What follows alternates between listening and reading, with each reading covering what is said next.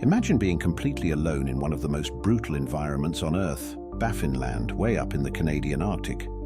No backup, no modern gear, no internet, just you, the ice, and the people who have survived there for centuries. The Inuit, which literally means the people in their language. Back then, they were commonly referred to as Eskimos, a term that was widely used by explorers and hunters. Now, Captain Jay Jensen didn't just visit the Arctic, he lived there for 11 years. He embedded himself in this remote, freezing wilderness, surviving alongside the Inuit, learning their ways, but also making some dangerous enemies. And it wasn't just the polar bears, these beasts that can rip a man apart in seconds. Jensen found himself in a deadly feud with Dracana, a powerful Inuit Angakuk, a kind of shaman or witch doctor who straight up put a death curse on him.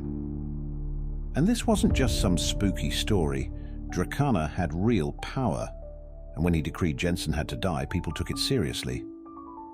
Bug-Eyed Tales takes you to one of the most unforgiving places on the planet in ICEBOUND, the last great polar bear hunt, as told by Captain Jay Jensen and set down by Ernest R. Suffling.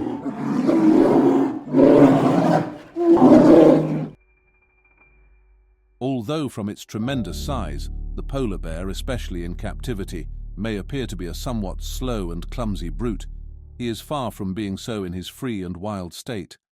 His speed, in spite of his loose, shambling gait, is very considerable. A man muffled in the usual hunter's costume, a sealskin jacket and bearskin breeches, has but a poor chance of escape if pursued by a full-grown nukuk, as the Eskimos call the animal. Among the whole bear tribe, the polar bear is king, both for size and courage, and I have shot several measuring over 10 feet from tip of snout to the root of the short tail, a size that not even the largest grizzly bear ever attains. As to the weight of some of the very largest I have shot, I cannot speak with precision, but from the number of loads, the full burden of one man, I am confident that they occasionally weigh upwards of half a ton, that is, 1,100 pounds. As regards mere weight, much depends upon the time of year a bear is killed and whether food is plentiful or not, as some of the largest bears I have killed were by no means the heaviest, because they had probably come from the northern part of Baffin Land, 1,000 miles away, over rugged mountains and everlasting glaciers, where there is little to be found for their sustenance. In such cases, in winter, a bear is very thin and poor as to flesh, although his pelt may be in splendid condition, long, thick, and nearly pure white. Such animals, however, are then fit for any mischief. A man to them is meat, and meat is a meal, so they think no more of the matter, but come straight to take that meat before it escapes. In such bears, the hunter meets with a formidable enemy. I have been asked if I can relate any adventures that have befallen me during my 11 long years of hunting with the Eskimos in the wilds of Baffin Land. I can tell several such, and as I do so can only wonder that I am still alive to recount them, for I have on several occasions during my winter bear hunting literally shaken hands with death. Here is an adventure the scars of which I shall bear with me to my grave. One night in March, 1896, I was sitting in an igloo, snow house, playing with the wife and children of a hunter named Tulako at a game called by the awful name of Makgirhat Otkuf, a simple pastime played with little figures of birds carved from ivory. Suddenly, Tulako and Miank came rushing in, yelling, Neliak soak, Nenuk, Nenuk! Sot, Sot! This meant, Captain, a bear, shoot, shoot, the last words being their attempt at English pronunciation. I hastily put on my outdoor clothing, seized my Winchester, dropped a handful of cartridges into a sealskin bag, which I slung round my neck, and followed the natives out into the night. At first it appeared very dark, but my eyes soon became used to the dim light. Indeed, in these regions it is seldom what one might call pitch dark because of the glint of the snow. We hurried along, trotting all three abreast, until, after going perhaps half a mile, I had to call a halt. I had imprudently commenced running too soon after leaving the warm igloo, and the cold air seemed to cut my lungs like a knife. Giving my gun to Tulako to hold, I lay down full length on my back on the snow so as to recover myself. Between my pantings, I asked where they had seen the bear and how far it was away.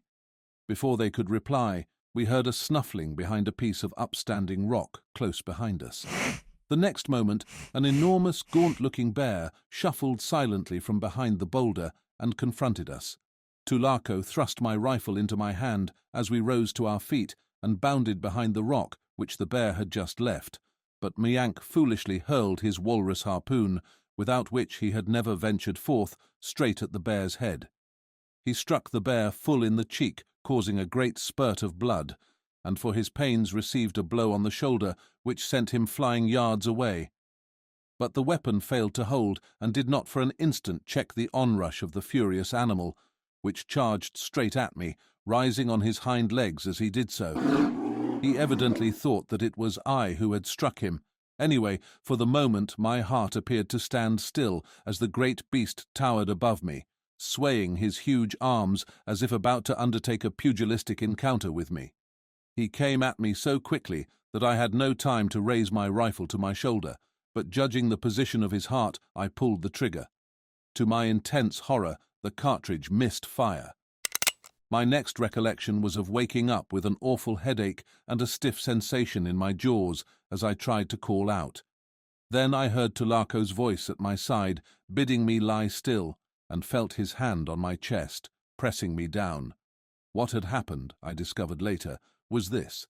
When my rifle missed fire, the bear had struck me on the side of the head with his huge forepaw and had torn a V-shaped piece of my scalp from the skull.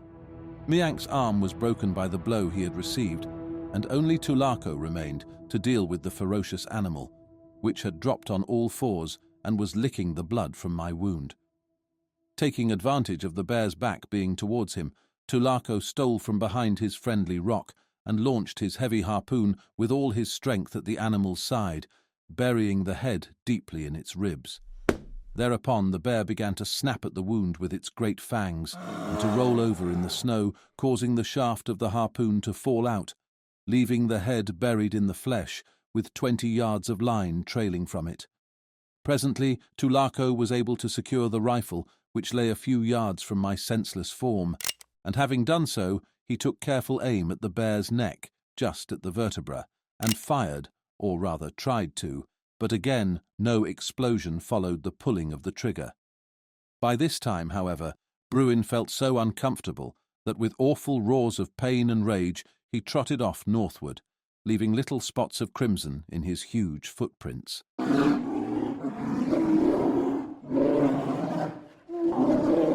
Now, having disposed of his enemy, the brave Tulako turned his attention to Miank and me. He placed his friend beside me as I lay unconscious on the snow, and with his snow knife, in half an hour built a snow igloo over us. He then bound up my wound by putting the flap of scalp in place and tying a strip of his sealskin coat round my head and jaw. He was about to see to Miank's arm when consciousness returned to me. I sent him off to the village at once for a sledge and help, which soon arrived. I was placed in bed, and by the help of a piece of looking-glass was enabled to see the nature of my wound. It looked ghastly, but after a stiff cup of rum and water, I got my native housekeeper, Iliating, to put 3 stitches of fine deer sinew into the flap of scalp so as to bring the edges into contact, and she did it very well, covering the wound up with a lump of seal blubber and binding it in place with soft bird skin. I was well in a fortnight, thanks to the pure air and my own good constitution. A few hours after my own wound was dressed, when I awoke from a soothing sleep, I set Miank's arm, using some pieces of deer antlers as splints, and, without boasting, I may say I made an excellent job of it, so that he recovered the full use of his strong and needful right arm. Although my relations with the Eskimos were always conducted on a friendly basis, and my knowledge of their language and customs caused me to be regarded almost as one of themselves, yet there was no getting over the fact that there was the insurmountable barrier of a difference of blood and of religion between us.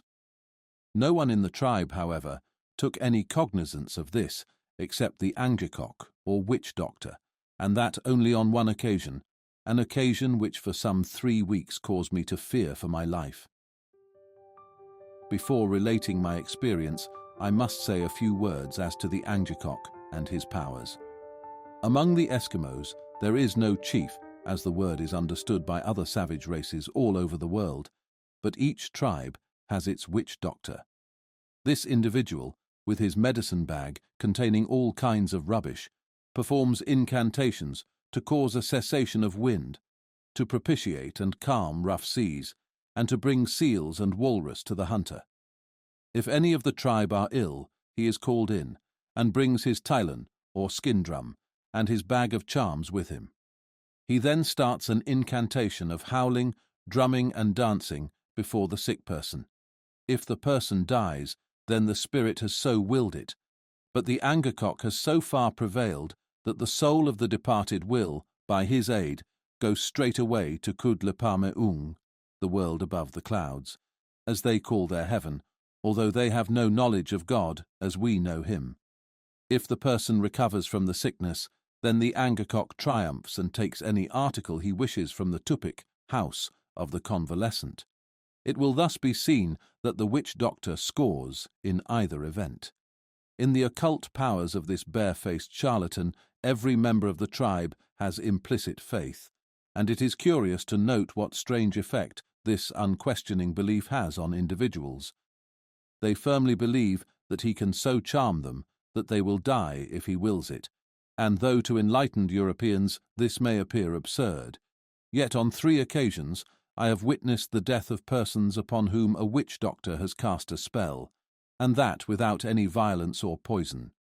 2 young women and an old man were the victims I thus saw tricked out of their lives. Take the case of Anoak, a young woman of 17. I need not give the reasons for the spell being cast, but this was the modus operandi. The Angekok, Dracana, went upon an eminence, a cluster of gneiss rocks near the village, and beat his drum for a considerable time, howling and working himself into a frenzy in the meantime.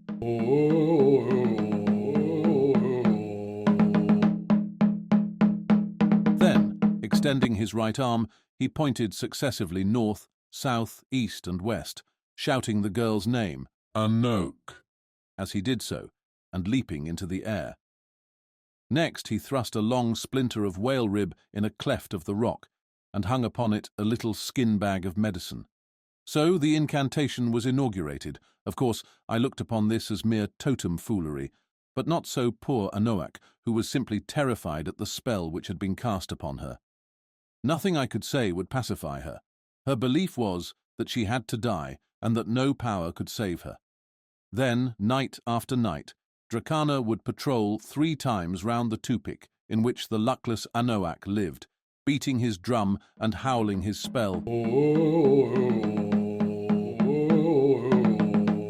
And day by day the girl sickened and faded, losing her appetite and becoming a mere skeleton. In a month, she was dead. How do I account for it? Simply thus. Anoak had an implicit belief in the spell of the Angekok. She was an ignorant girl without willpower, and the prospect of approaching dissolution after affecting her mentally, naturally threw her bodily health out of gear. Her appetite failed, her strength collapsed, and exhaustion finally caused her death. It was simply a case of death by suggestion. By and by came my turn, and I too was marked for death. But notice the craftiness of the wizard. He knew very well that he might go upon the rocks, yell, and beat his skin killoon till he split it, but it would have no terrors for me.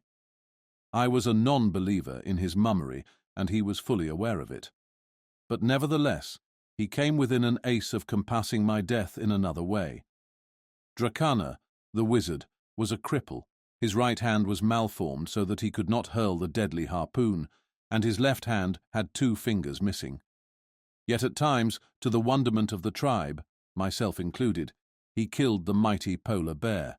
He was a wandering, morose, sinister-looking fellow, beloved by none but feared by all, and sometimes he would be absent 2 or 3 days with his dogs and sledge, returning with the carcass of a bear he had killed. How did he do it, weaponless as he was? That was a question I puzzled over for 2 or 3 years. At length, one day, my chance came to solve the mystery. He confided to me that he wanted Nanook meat and must go and look for a bear. Foolishly, I resolved to follow him. As soon as he was out of sight, I harnessed my dog team and, mounting my sledge, went after him. For 50 miles, I followed his sledge track over the snow, and then a curious little incident happened. The center dog of my team, they run abreast, not in pairs in a line, stopped suddenly, throwing the whole team into confusion and jerking me off the sledge. The rascal had something in his mouth, which I took from him. It was a large piece of frozen blubber bound round with a thin filament of deer sinew. Probably Dracana had dropped it from his sledge, I thought. But why had he thus bound it? Giving way to my curiosity, I took out my knife and cut it open, to find inside 3 pieces of stout whalebone pointed at each end. They were bent in the form of the letter U, but sprang out straight on being released. This gave me an idea which I decided to sleep on. Accordingly, I made a snow house, fed the dogs, and turned in for a few hours.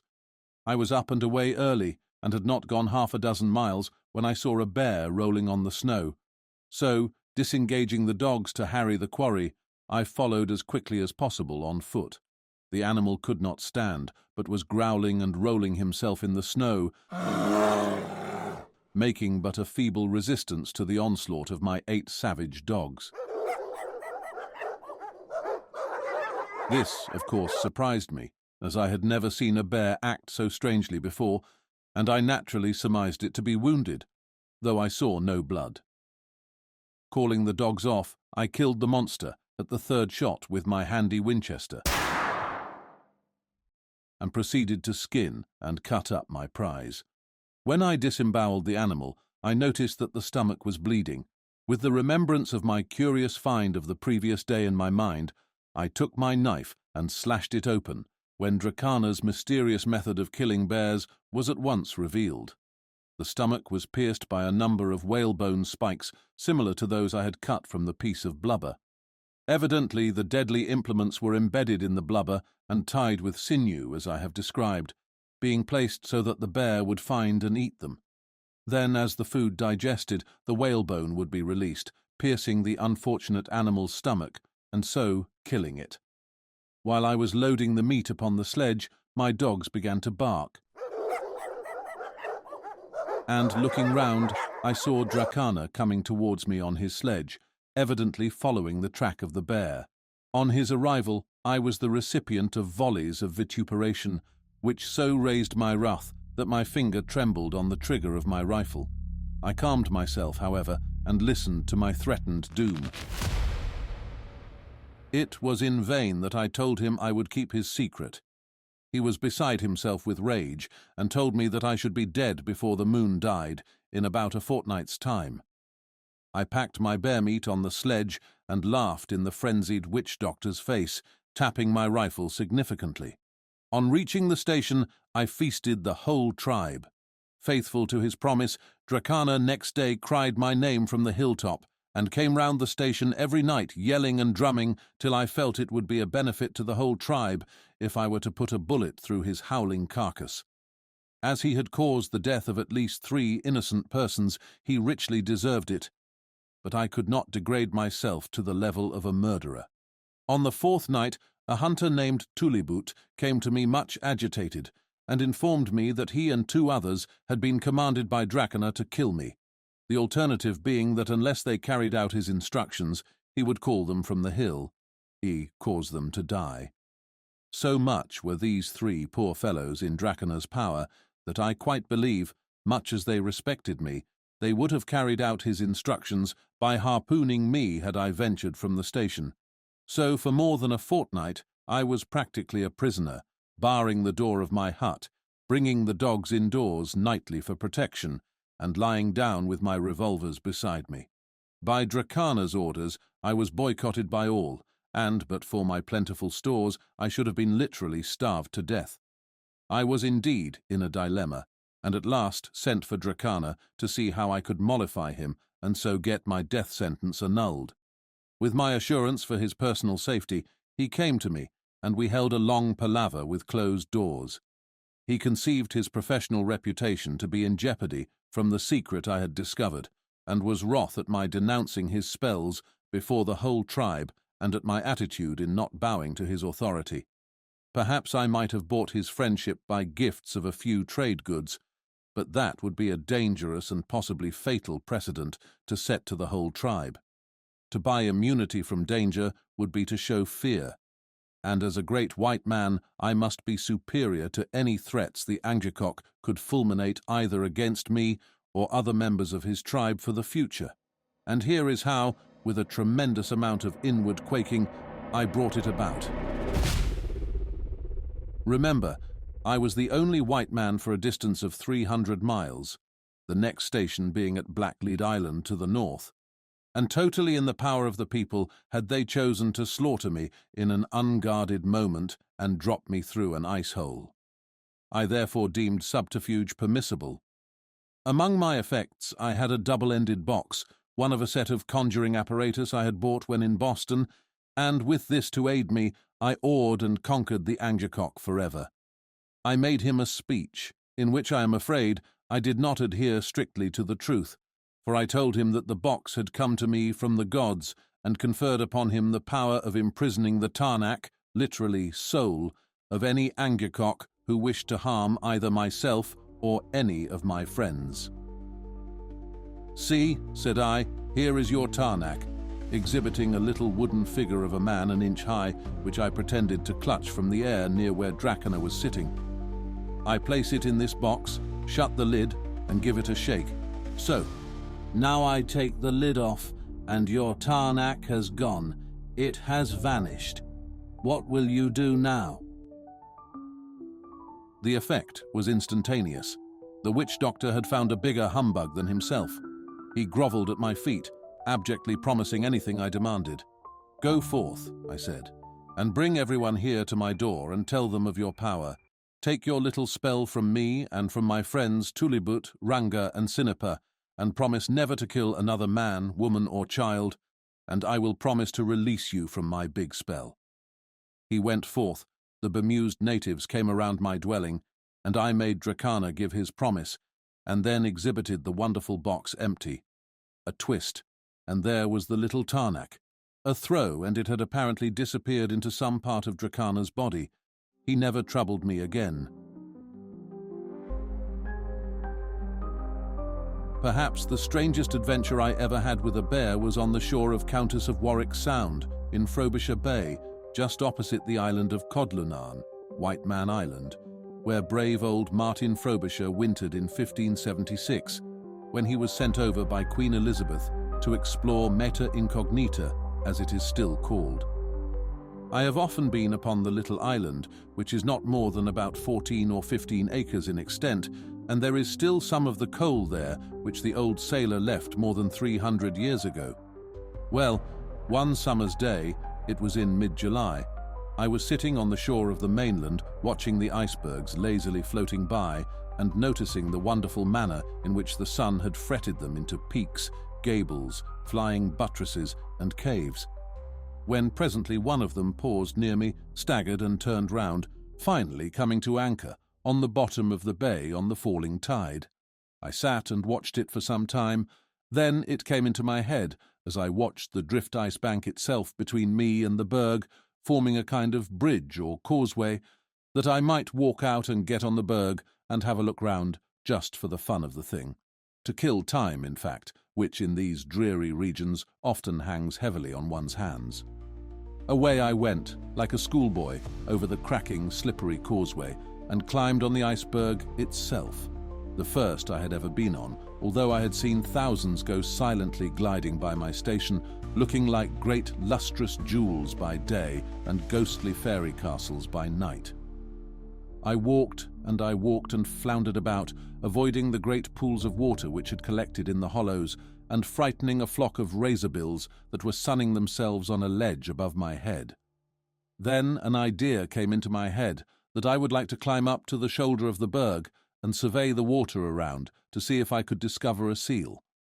I looked about for a way up, but for some time could not find one. At last, however, I made up my mind to try and climb a crack or cleft in the ice wall, which appeared to give access to the ledge I had my eye on. I stood my gun, an ordinary 12-bore shotgun, against a piece of upstanding ice and commenced my climb. It was a very difficult piece of work, but the pliant soles of my skin boots bent to the little knobs or crannies of the ice, and presently I reached a kind of shelf some 10 or 12 feet above, where I stopped and turned round to regain my breath. I was in a little angular nook or crevice, only about 3 feet broad at its widest part, and I still had another 10 feet to climb to reach my desired lookout platform. Try as I would, however, I could not get more than halfway up, and at length, panting and perspiring, I resolved to give up the attempt for fear I might slip and break my neck on the hard ice below.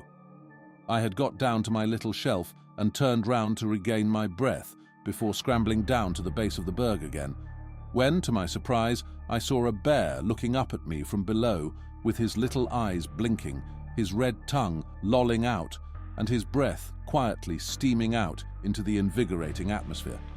My surprise gave place to a sort of chuckle as I thought of the absurd position I was in, and I imagined how the natives would laugh when I told them of my adventure, for they are a merry people and love a piece of fun as well as anyone on earth. Then it occurred to me that possibly I was in a very awkward predicament, that I was trapped, in fact, for I had no means of getting away from my icy prison. Presently, the bear went and looked at my gun and sniffed it. Finally, he rolled it from its upright position, where he gave it a pat with his paw. Next, he returned to the foot of my crevice, sitting down on his haunches and looking up at me with a knowing leer, almost a smile, as much as to say, "Well, why don't you come down and chat with me? I am only making a friendly call and should be very pleased to shake hands with you." We regarded each other with equanimity, but I tired first, and in a short time began to realize my position. I was surrounded on 3 sides by ice, in a kind of standing coffin, and not a ray of sunshine reached me, for I stood in the shadow of the berg. What was to be done? How should I act? I was simply helpless, entirely at the mercy of the ugly beast at my feet. I began to grow cold and hungry. I had had no food for 4 or 5 hours, and there was not a scrap of anything eatable about me. There lay my gun, not more than 20 feet from me, but had it been in my hands, it would have been useless, for it was only a double-barreled shotgun, and against a bear rather an irritating than a deadly weapon. Another hour went by, and I grew colder and more hungry, but there lay the bear, still patiently waiting for his meal. Me. At length, I found my limbs growing numb, and my feet and ankles up to the knees were like icicles, and apparently as stiff and brittle. At this period, I was undoubtedly becoming fatally chilled, and wondered if I should freeze to death standing bolt upright, and, if so, how strange I should look if anyone discovered me after I was dead. Something must be done. I apparently had the choice of being either frozen to death or eaten, or would the rising tide float the berg out to sea, so that slow starvation would be my lot. Which death should I choose? With much pain, I bent my limbs sufficiently to slip down in a sitting position, with my poor numbed legs dangling helplessly over the icy ledge upon which I had been standing, and wondered how it would end. Strange as it may seem, I tried to remember some portion of the service for the burial of the dead, for I had given up all hope of being alive in another hour. And then the miracle happened, for a miracle I shall always be. On the edge of the iceberg, not 20 yards away, stood a great fragment of ice, the dwindled remains of a buttress, now some 8 or 10 feet high. Suddenly, from behind it, there rose from the sea a large ugjuk seal. In Latin, the ugjuk seal is referred to as a phoca barbata, the largest seal in northern seas, and frequently measures 10 feet in length. When excited, it raises a peculiar bladder-like crest on its nose. At once, it began its cough-like bark, as if calling to others not in sight. In a moment, The bear was on his feet and crawling noiselessly on his stomach towards the ice hummock behind which the newcomer lay. Then, with a bound, he leapt, not upon the seal, but straight into the sea, rising again instantly. He had cut off his quarry's retreat. The seal gave a bark of terror, but, rising to his full height upon his flippers, met the onslaught of the bear boldly. The fight was terrific, but having claws as well as fangs, the bear had a great advantage over the big seal, which, with its great teeth glistening and its curious bladder upon its nose distended to the full extent, looked a most ferocious creature. For a long time, the seal's bravery and tough hide made the battle a severe one, and the bear's nostrils were nearly torn from his snout, but with teeth and claws he gradually prevailed, and the great bladder seal at length succumbed. In the meantime, I had partly roused myself by attempting to climb from my perch, but in my frozen condition my muscles refused their office, and I came down headlong upon the ice foot with a shock which jarred every bone in my body. But I was down, and that was something to be thankful for. I sat up and found I could reach my gun, but that was all. I could not move away yet, so I sat and watched the bear begin to enjoy his gory meal, looking up at me occasionally as if to say, "Keep there. I will have you for dessert." The more he ate, however, the better chance there was for me. He would probably satisfy himself and go away. The suspense was awful, but my nerves are strong. Before long I got bold and beat my legs with my fists to restore animation. I buffeted my arms for the same purpose, and in about a quarter of an hour essayed to crawl a little farther from the gorging bear. I removed myself a few yards, looking over my shoulder as I crawled painfully along, but had not gone far when the bear, licking his chops with his long red tongue, came leisurely towards me. I sat up on the ice, and when he was within 4 yards of me, I fired both barrels straight at his head. Doubtless I blinded him, for he fell down and wallowed, drawing up his paws repeatedly over his eyes. Then he got up and staggered away with hesitating steps along the foot of the berg. Quickly, I turned over upon my hands and knees, crawling over the ice barrier to the shore, which I reached after several severe falls. With the exertion, my blood began to course through my veins again and restored animation, so that I was able to get to the shelter of the cave, which served me as a domicile. Once there, I covered myself up warmly and slept for some hours, feeling so refreshed when I awoke that I was able to return to the scene of my adventure and bring away the mangled hide of the seal. The bear I saw no more, neither did I venture on any more icebergs to look for him. Another adventure, which gave me a fright at the time it happened, occurred at a place we called Tieriniak Korok, Fox Valley. This was about 20 miles from my station and overlooking Frobisher Bay. I had taken a native named Sinipa, the Sleepy One, with me to see if we could hunt a few geese for our larder, as it was late autumn. For this purpose we brought food, a cooking pot and a frying pan with us.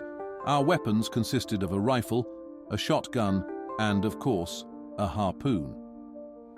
To sleep in, we had built ourselves a cozy igloo-nyak, and were very comfortable and happy, having shot some geese, eider ducks, and a brace of king ducks, besides some ravens, which the natives stew with moss and seal's blood.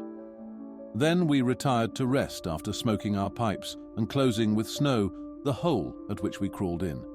We were snoring away very contentedly when I awoke with a queer feeling of oppression at my chest.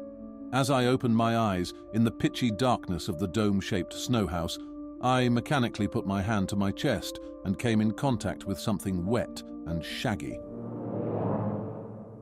For a moment, I could not decide whether I was awake or dreaming, but suddenly I roared out, "Sinipa! Sinipa! Nanook!" It was a polar bear who had thrust his huge paw through the snow wall and was feeling about for what was inside.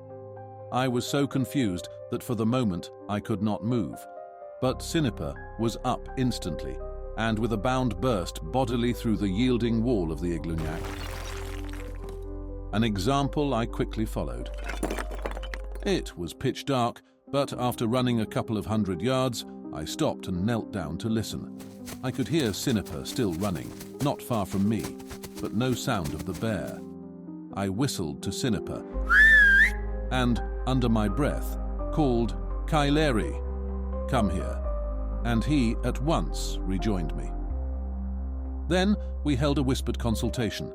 Snow clouds covered the sky, though no snow was falling, rendering the darkness intense. We decided, after a while, to crawl back on our hands and knees to our weapons. Without a word, back we went. Nothing happened, and we saw no bear. I secured the rifle, already loaded, and we decided to restore our snow house and get a few hours more sleep. The native was already inside the igloonak, clearing out the broken snow blocks, when, close behind me, I heard a peculiar noise, which I can only describe as a blowing sniff. I knew at once that it was the bear, and instantly dropped on both knees to get my face as low down as possible, so as to have the animal between myself and the skyline. I could just see the indistinct shape of the bear and hear it breathe as, head down, it came towards me. I raised my Winchester, aimed at what I supposed was the animal's head, and fired. There was a dull, soft thud.